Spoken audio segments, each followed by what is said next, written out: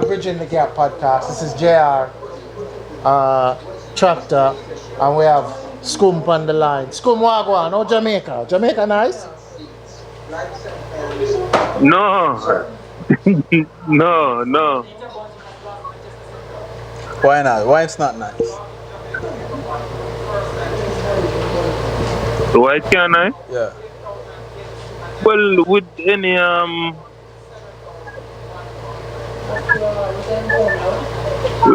knowledge of elections and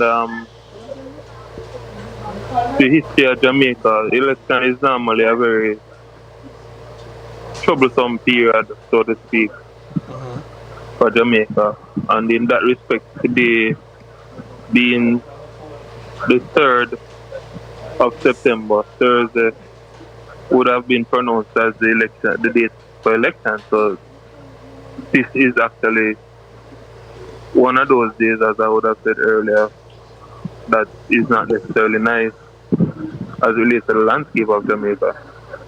So it is safe to say that you are disappointed with the results. It's not what you was expecting, and even if the PNP was supposed to lose, then I guess this loss, as you said, is horrible. It's unprecedented. In my opinion, I gather from older folks that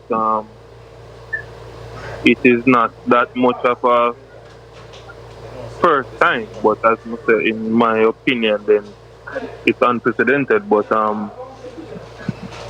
yeah, it's disappointing. I mean, just looking at it from a general standpoint, you would want to have a strong government, but also a strong opposition. It's difficult to see a strong opposition based on the numbers that I am looking at currently. So what currently are the numbers? Because right. We are actually delayed in the US right now, so I want to know the current numbers in Jamaica. Alright, so what I am seeing is over 40. I can't speak to a definitive because I think the final count from EOJ is still not out, so I'm not sure if it's really a delay on your end, but rather that the final count is not necessarily out. But yeah, it is more or less a landslide, I would say, as it relates to. It looks to be somewhat in the region of 40, at about 45, with the balance of the 63 going to the PNP. So it's quite a margin of victory for Jamaica Labour Party. Okay. So you're expecting the PNP not to get even 20 seats? Less than 20 seats? Based on the numbers that I'm looking at, it doesn't appear that the PNP have landed 20 seats. It not even 20? Below that. Wow. And have you been outside? Have you been in contact with people on the streets? Because from what we're seeing on social media, I've been outside, and what is the mood? If you are outside today, for example, it was very buzzing. I mean, I for one was concerned based on how everyone would know the pandemic and all of that. Well, there was expected to be rain, so to speak, but wasn't much of rain from where I went.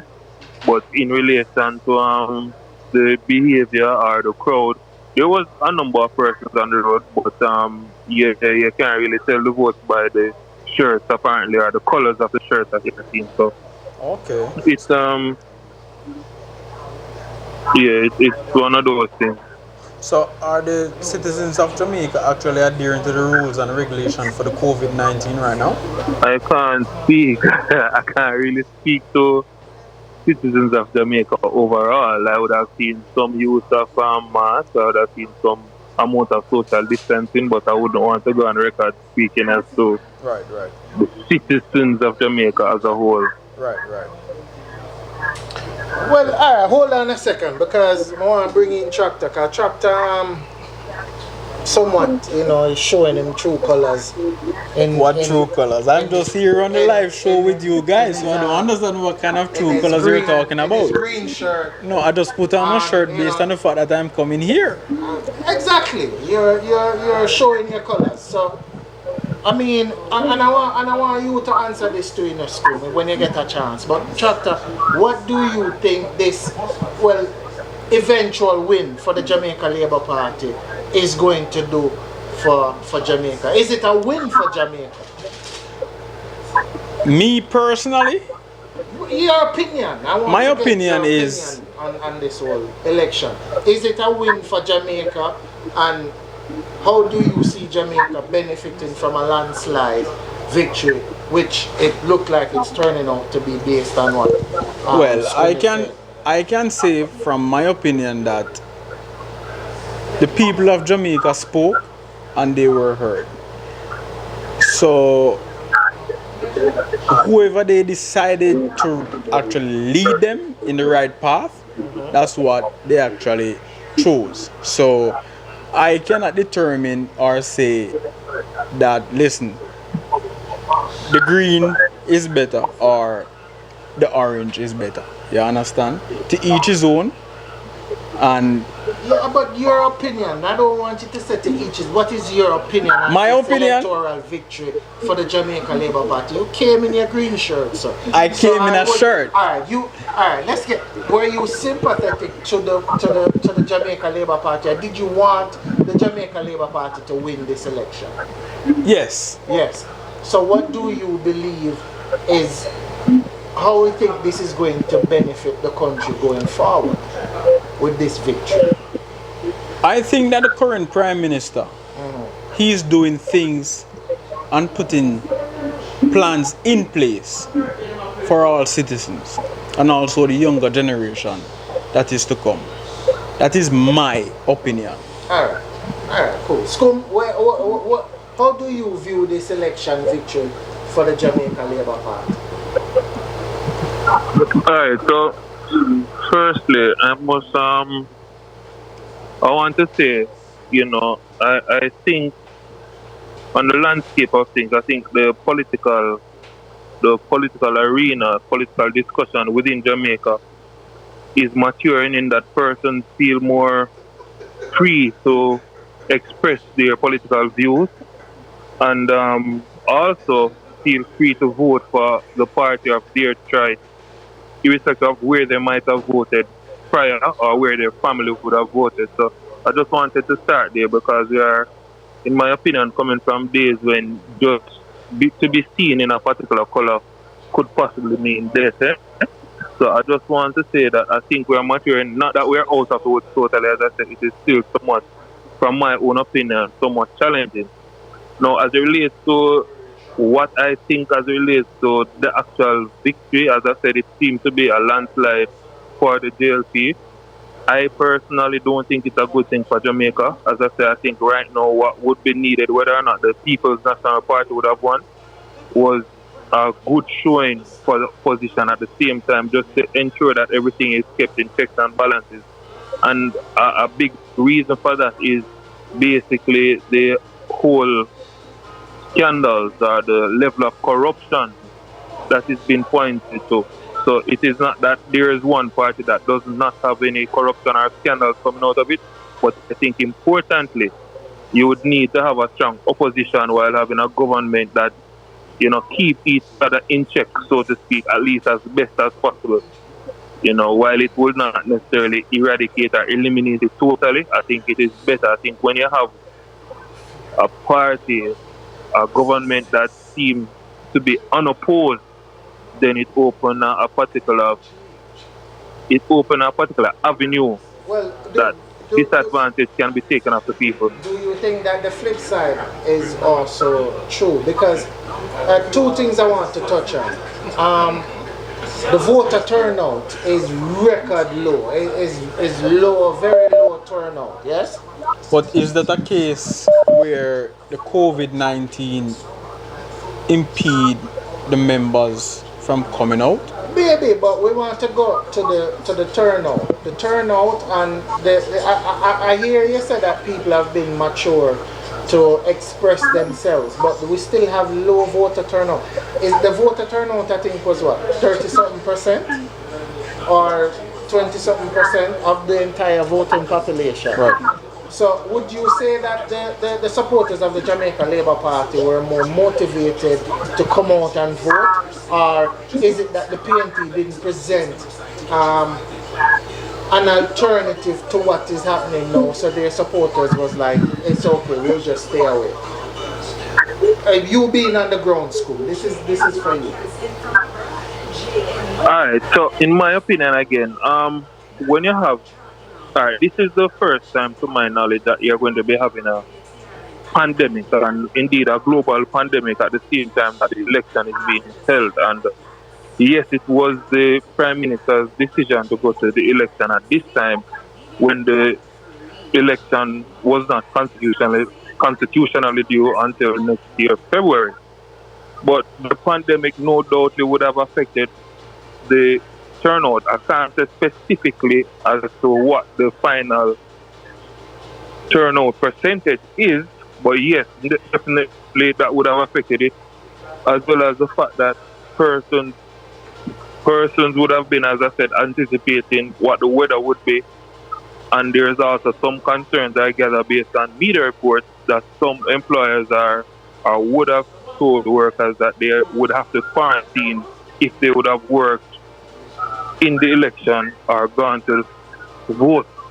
So I can't say exactly whether or not all of this is true, but it would have no doubt put some fear in some person's mind and would, I think, affect the voter turnout. So, in short, I am here sticking to the whole maturity of the freedom of the citizens to express or to vote for their party of choice, or would I think doing better. But I do believe that yes, the turnout was affected by the pandemic, the election being called at this time, Okay. and it no doubt would have yeah, in terms of the numbers that we see currently would have played into that. All right. Okay. Well, yeah, the pandemic. So you think that the prime minister was wise in calling the election now, in scaring people from coming out and vote? So in direct response to that, my personal opinion is that the election should not have been called, especially on the background that we've been having day-to-day record numbers of increased numbers in COVID, as well as we've been having a number of deaths now, mounting up. Whereas earlier it would seem as if there was just 10 deaths for quite a while. It seems that we've been adding more deaths on a regular basis. And as I said, we've been having double digits, triple digits in terms of increasing numbers on a daily basis. But So are it the is no doubt, considering that the numbers, the results have been 3 to 4 weeks behind, right? you'd have to be looking more now towards the end of probably October to know what the numbers as it relates to the impact of the actual election would be. And definitely I think some of the numbers now speak to what would have happened in and around nomination day. So I don't think it was a good call, but at the same time it's within the authority of the Prime Minister to choose, and based on those who went out and expressed themselves today, Right. the numbers are in favor of the Prime Minister. I think he saw it fit to call it based on the fact that he thinks that his party is actually ready. So I don't know if he was actually taking in consideration the fact of the COVID-19 in Jamaica, and also I don't know how true it is, but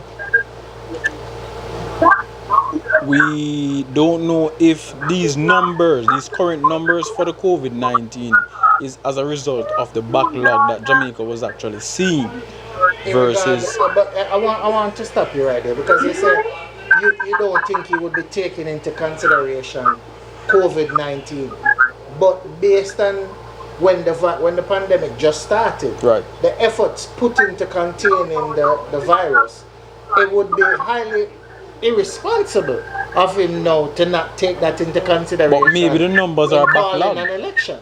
Either way, if the numbers if it's backlog, it's even worse because it would mean that the community spread is unprecedented and uncontrollable. But those numbers are not true now. If the numbers would be uncontrollable based on the fact that if you did a test from in April or even May, and those results are being backlogged, and being released right now. But you Those expect the people have been, community. Alright, yeah, give me but those people allow are me actually healed. allow me allow me a second, JR and Tractor.